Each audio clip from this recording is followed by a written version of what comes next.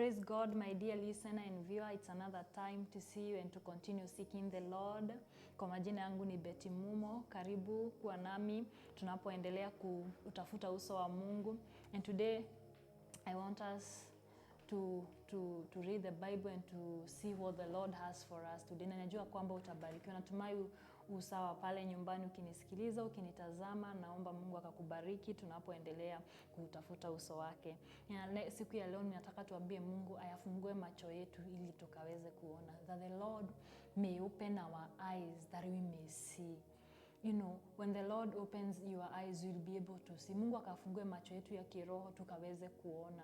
You know, na kwa maandiko ni watu wengi walioomba hili ombi. Daudi akaomba hilo ombi, Elisha akamwombea mtumishi wake. Mungu akamwambia Abraham, as far as you can see, I will bless you. So we get to understand that many blessings begin from seeing. There are things you can never get. There are places you can never huwezi fika na Mungu kama macho yako ya kiroho hayajafunguka. Na ninataka leo tumtumainie Mungu ya kwamba na tumwambie Mungu ayafungue macho yetu ili tukaweze kuona. That we may see that which he behold for us. For sure, God has so many things for us. God really wants us to be in new levels. God wants us to be in new dimension, but macho yetu ya kiroho yamefunguka. Hatuoni. We no longer have visions. We no longer understand his word kwa kuwa hatuoni. We don't see beyond physical. And today we want to make a prayer before the Lord na tumwambie, Father, may you open our eyes. Nataka tuangalie kitabu cha Samueli wa kwanza sura yake ya 3. And this is a story of Samuel. Maandiko inasema that now the boy Samuel was ministering to the Lord in the presence of Eli. And the word of the Lord was rare in those days. There was no frequent vision. At that time, Eli, whose eyesight had begun to grow dim so that he could not see, was lying down in his own place. The Lamb of God had not yet gone out. Samuel was dying down in the temple of the Lord. Hapa tunasoma maandiko ya Samueli na Eli. And tunaona ya kwamba maandiko inasema in those days, in the days of Eli, we all know this story. In the days of Eli, they had no vision. You know, the presence of God, the word of the Lord was rare. Because maandiko inaendelea kusema hapo, Eli whose sight had begun to grow dim. Eli alikuwa ameacha kuona. Na Mungu ukisoma pale the same book of Samuel, 1 Samuel chapter 2, the Bible is saying, God is telling Eli, I will raise for myself a servant who will do that which is in my mind and my heart. Na tunaona kwa sababu ya neno la Mungu kukosekana wakati huo ni kwa sababu Eli spiritual eyes zilikuwa zimeanza kukua dim. Eli would no longer hear from God.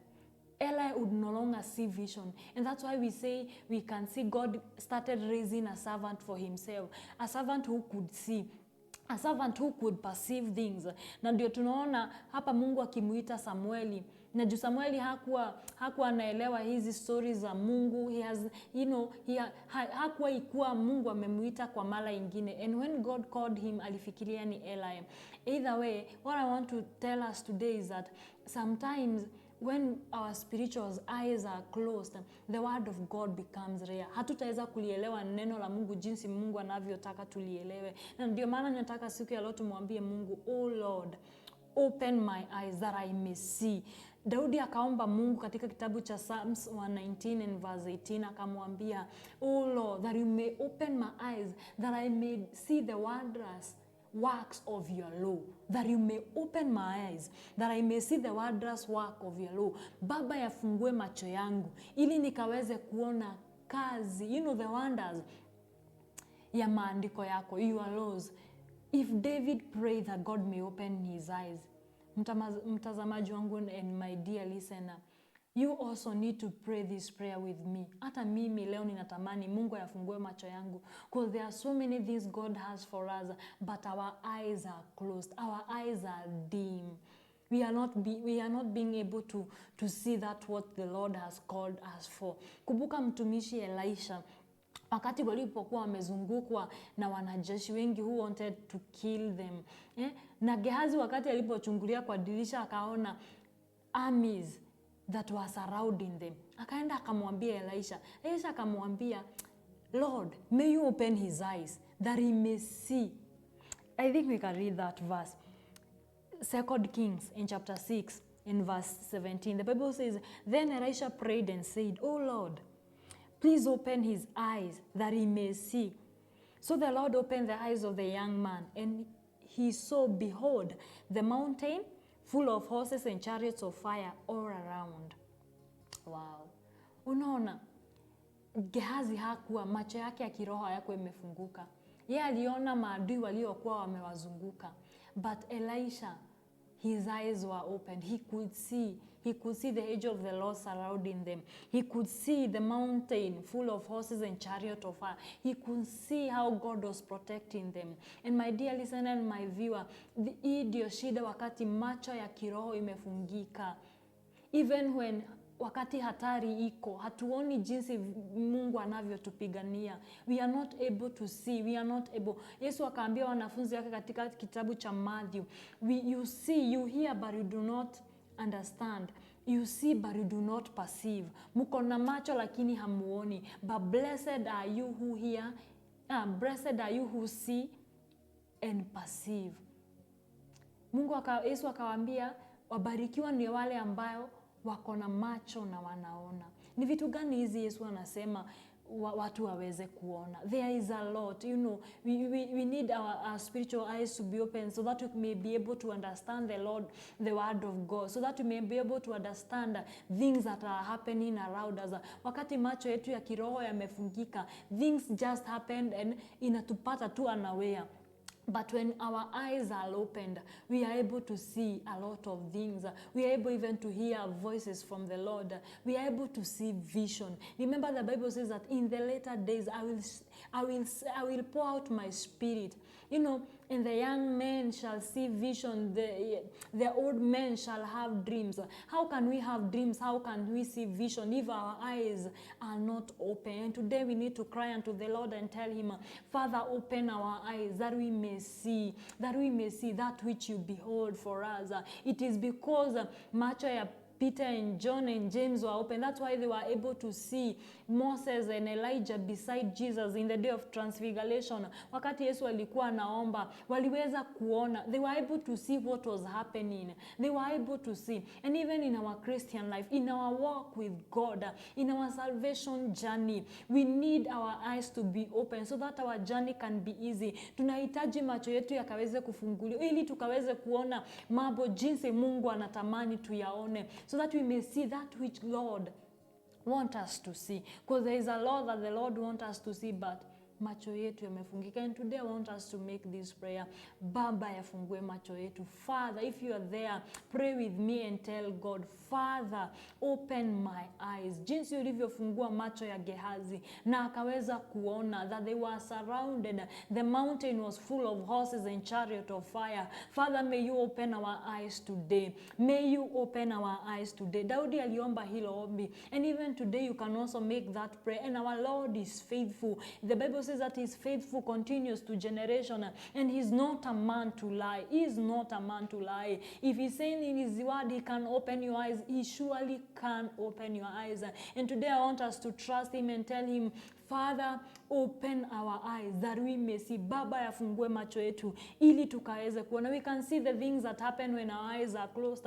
Unaona vile that time Israel were suffering because the eyes of Eli were closed. The Bible says that his eyes were, you know, his eyesight were dim. Hakuwa naelewa, hakuwa na perceive things spiritually. Spiritual lines zake zilikuwa tu azieleweki. And that's why unaona Mungu hadi akimtuma, when the Lord is sending a word of warning, akimuon Eli anasema, may the Lord do as he wishes.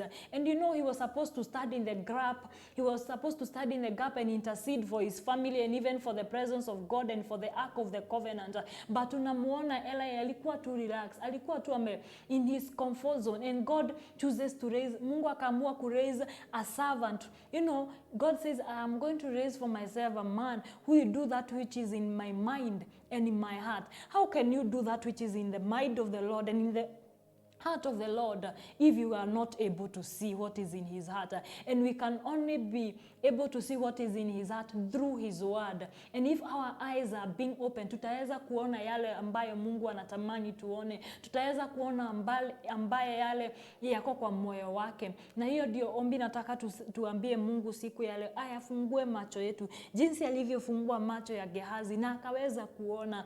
The Lord is faithful. Kumbuka even katika kitabu cha Luka wakati Yesu alikuwa, the disciples who were walking to Emmaus, walitembea na Yesu na hawakujua. And remember, these people had lived with Jesus, but they walked with him, but they didn't realize that it was Jesus. They didn't realize it was Jesus until he broke the bread and they saw. Wakaambiana, wa?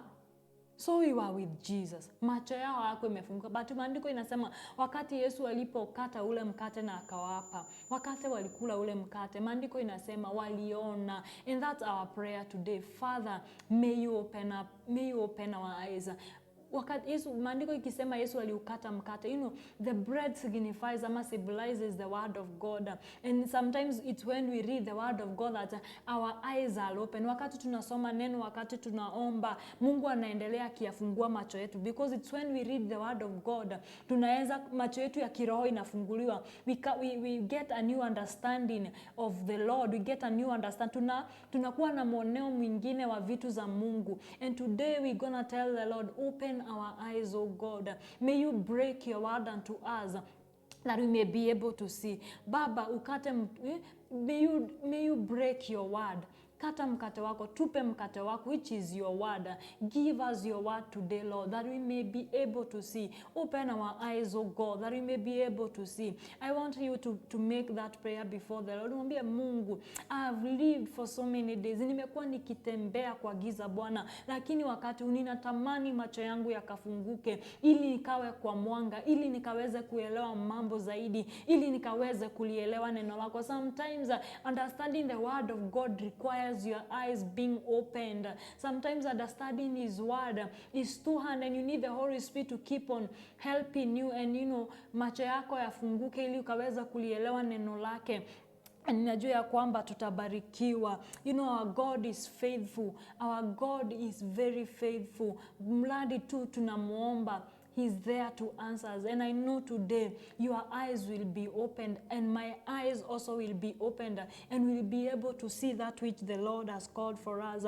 Baba, tunakushukuru na tunasema ni asanti. Asanti Bwana kwa neno lako siku ya leo. Umetuongelesha kuhusu Bwana kufunguliwa macho. Jinsi mfalme ulivyowasaidia watumishi wako. See the way, Lord, you helped Samuel, King of glory. Through your word, the Bible says that through your word, you continued teaching him, you continued guiding him, oh God, and he continued having vision for the land of Israel, oh God. Na siku ya leo Mungu tunaomba kama jinsi Elisha alivyoomba na macho ya mtumishi wake Gehazi akapata kufunguliwa, hata nasi siku ya leo mfalme tunaomba ukayafungue macho yetu. Father, may you open up our eyes. May you open our eyes that we may see. May you open our eyes that we may see. Baba, fungua macho yetu ili tukaweze kuona that which you have called us for, oh God. Father, the same way you opened the eyes of the two disciples who are on their way to the Emmaus, the Bible says that you broke the bread, and when they ate, their eyes were opened, and they were able to see that they were with you, Jesus. Father, we know that we can be walking with you, and yet, we can't be walking with you, and yet our eyes are closed. But Father, today we raise a cry unto you, that you may open our eyes, oh God. Oh, Rata Barano Ziante, come on and tell the Lord to open your eyes.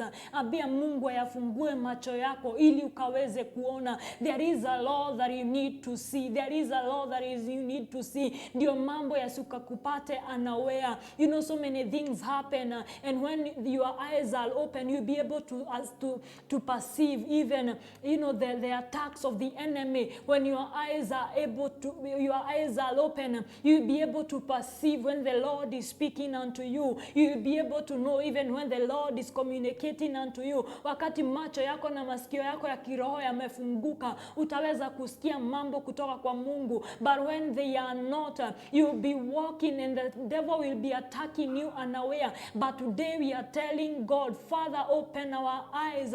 Pray with me as I pray and tell God, open my eyes today, oh Lord. Open my eyes today, that the attacks of the devil may not catch me unaware, that I may be able, Lord, to perceive your blessing, that I may be able, Lord, to perceive your warning, that I may be able, Lord, to understand your word. Baba, yafungue macho yangu ili nikaweze kukuelewa zaidi, ili nikaweze kukuelewa zaidi, jinsi mfalme wanafunzi wako walivyofungua macho yao na wakaweza kukujua Bwana. Father, open my eyes that even I may know you. Open my eyes, oh God. Afungue macho yetu Bwana usiku wa leo. Afungue macho yetu Bwana siku ya leo. May you open our eyes, oh God. It is a prayer that we have prayed, oh God. Father, because you are faithful, you are saying in your word that you are faithful and your faithfulness continue to generation. And even when we remain faithful, utabaki kukuwa mwaminifu kwa kuwa huwezi jikana. That is a Lord that we are worshiping today. That is a God that we are praying today. That is a Lord that we are seeking today. The Lord who answers prayer. The Lord who answers the prayer of the righteous. And the Bible says that the prayer of a righteous man availeth much. And the fervent prayer of the righteous man availeth much. And today the Lord is hearing our prayer. We thank you, Lord, and we give you glory. We honor you, Father, because today you are open in our spiritual eyes. Our lives will not remain the same.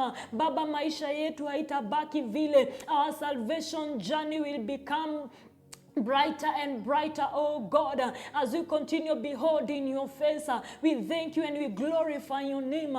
Thank you, Lord, for your word. Thank you, Lord, for opening our eyes today. Asante Bwana kwa yale unafanya. Mshukuru Mungu kwa kuwa yeye ni mwema. Thank the Lord because today he's opening our eyes. Tunakushukuru Bwana na tunasema ni asante. Asante Baba kwa neno lako siku ya leo. Asante Mfalme kwa kutuongelesha na kutujulisha ya kwamba tunahitaji macho yetu yakafunguliwe, macho yetu yakaweze kuona Baba, ili tukaweze kukuelewa zaidi. We thank you, Lord, and we worship you. I give you glory because there is no one like you, and it is in Jesus' name I do pray and believe. Wow. Continue trusting the Lord that he shall continue opening your eyes, that you may be able to understand, that you may be able even to perceive the attacks of the enemy, that you may be able even to understand even when the Lord is speaking unto you, and even understand his word. And najua itakuwa ni ya baraka. Endelea kumtumainia Mungu hadi wakati mwingine. Ni mimi wako Betty Mumo. Shalom, shalom, and God bless you. Amen.